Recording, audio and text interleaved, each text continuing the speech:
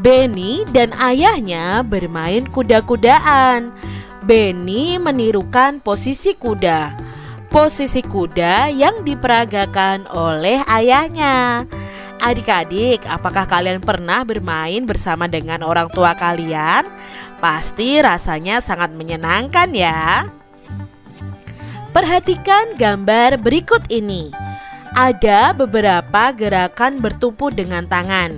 Gerakan ini dilakukan oleh Benny.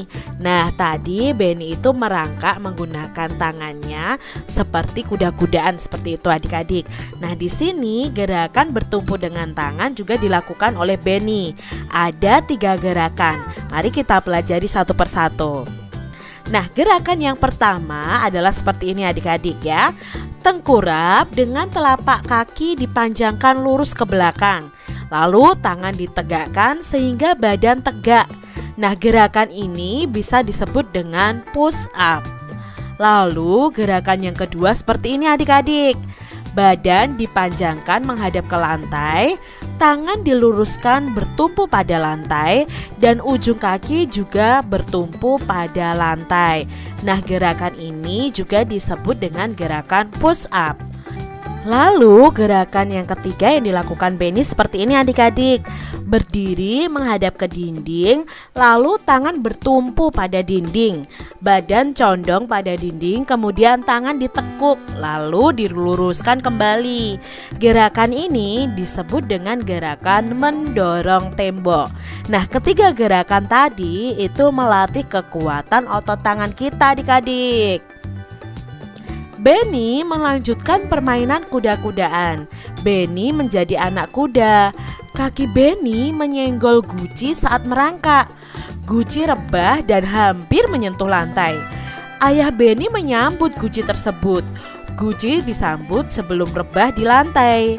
Benny dan ayahnya bersyukur karena guci disambut dengan cepat. Rasa bersyukur merupakan perilaku yang baik. Nah, perilaku ini sesuai dengan sila pertama Pancasila. Nah, adik-adik tentunya masih ingat ya tentang sila Pancasila. Yuk kita ingat kembali. Pancasila itu berasal dari 2 kata adik-adik, yaitu panca dan sila. Nah, panca itu artinya 5. Sila itu artinya dasar atau aturan. Jadi Pancasila itu artinya 5 dasar atau 5 aturan. Nah, Pancasila ini ada di burung Garuda adik-adik. Terdapat simbol di perisai di bagian dada dari burung Garuda. Nah, di burung Garuda sendiri dalam perisainya itu ada simbol yang sesuai dengan sila-sila Pancasila. Contoh simbol yang pertama yaitu bintang, bunyinya ketuhanan yang Maha Esa. Lalu simbol rantai bunyinya kemanusiaan yang adil dan beradab. Lalu ada yang ketiga adalah pohon beringin, bunyi silanya adalah persatuan Indonesia. Dan sila keempat adalah kepala banteng, bunyinya kerakyatan yang dipimpin oleh hikmat kebijaksanaan dalam permusyawaratan perwakilan. Dan yang terakhir itu adalah simbol padi dan kapas, bunyinya keadilan sosial bagi seluruh rakyat Indonesia. Nah, kita lihat satu persatu nih. Sila pertama simbolnya bintang seperti ini. Lalu sila kedua simbolnya rantai emas ya. Sila ketiga itu pohon beringin. Dan sila keempat ada kepala banteng. Lalu sila kelima adalah padi dan kapas.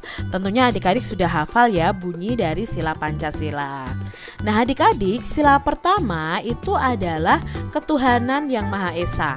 Contoh penerapan sila pertama Pancasila adalah seperti gambar ini. Berarti berkaitan dengan kegiatan ibadah kita. Karena kegiatan yang berhubungan dengan ketuhanan itu adalah penerapan sila pertama. Contohnya beribadah sesuai dengan agamanya. Tadi Benny juga bersyukur. Nah, bersyukur itu termasuk dalam contoh penerapan sila pertama Pancasila. Nah, adik-adik, di Indonesia sendiri ada 6 agama, yaitu Islam, Kristen, Katolik, Hindu, Buddha, dan Konghucu.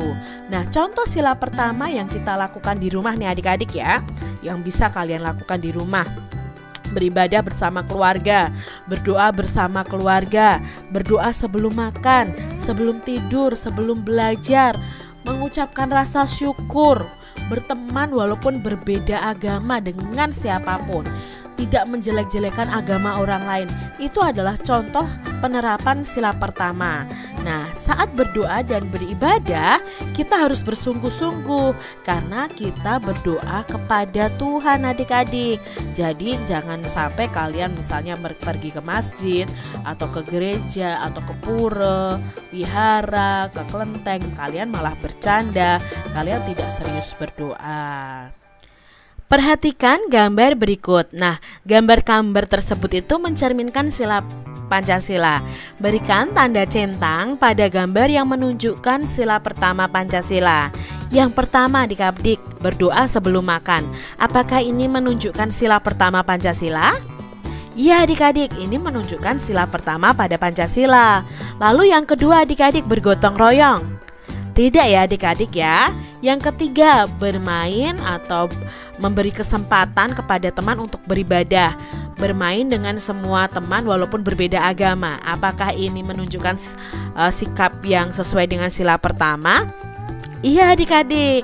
Lalu yang keempat, beribadah di pura ya. Ini untuk umat agama Hindu. Apakah ini menunjukkan sila pertama?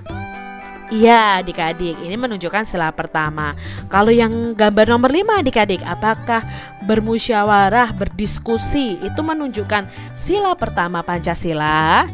Nah tidak ya adik-adik ya. Lalu gambar yang keenam nih, berdoa untuk orang yang meninggal. Nah di sini apakah sesuai dengan sila pertama Pancasila?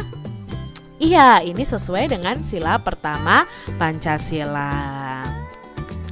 Adik-adik, Beni bersyukur loh karena guci tidak pecah. Beni minta maaf kepada ayahnya. Pernahkah adik-adik melakukan suatu kesalahan? Pasti pernah ya adik-adik ya. Apa yang dilakukan setelah kalian melakukan kesalahan? Tentunya kalau kalian setelah melakukan kesalahan itu kalian harus meminta maaf. Apakah kamu pernah meminta maaf adik-adik?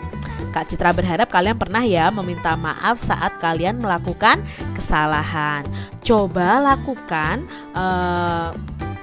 minta maaf itu dengan sopan, dengan baik ya. Kalau kita meminta maaf kepada orang lain harus dengan sopan.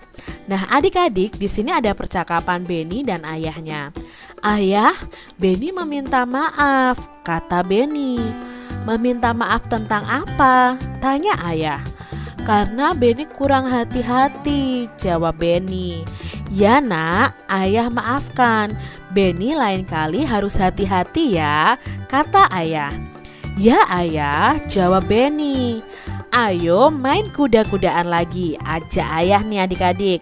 Aku ingin menjadi anak kuda lagi, jawab Beni. Baiklah jagoanku, kata ayah. Nah, di sini kita bisa melihat bahwa Beni mengucapkan kalimat minta maaf dengan baik dan sopan. Masih ingatkah kalian tentang makna dari kalimat minta maaf? Pada pembelajaran 1 kita sudah belajar tentang makna kalimat minta maaf. Nah, mari kita ingat-ingat kembali. Di sini Kak Citra punya kalimat minta maaf. Udin, aku minta maaf ya karena sudah menendangmu, kata Edo. Nah, di sini siapa yang meminta maaf adik-adik?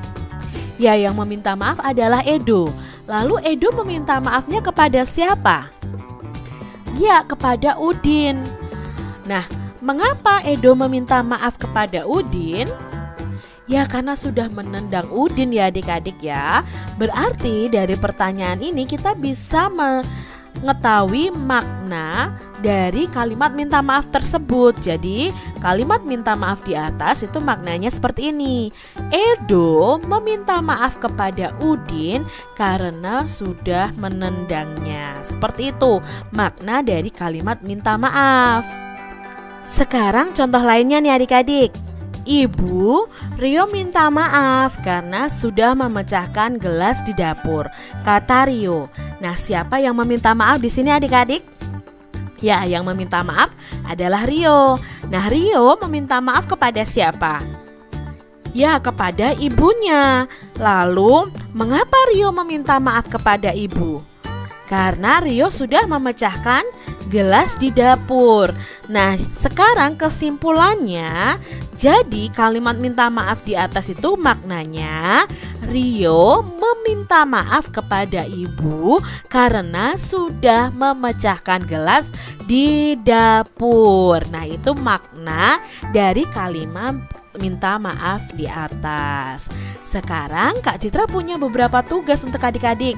Tuliskan makna dari kalimat minta maaf berikut ini.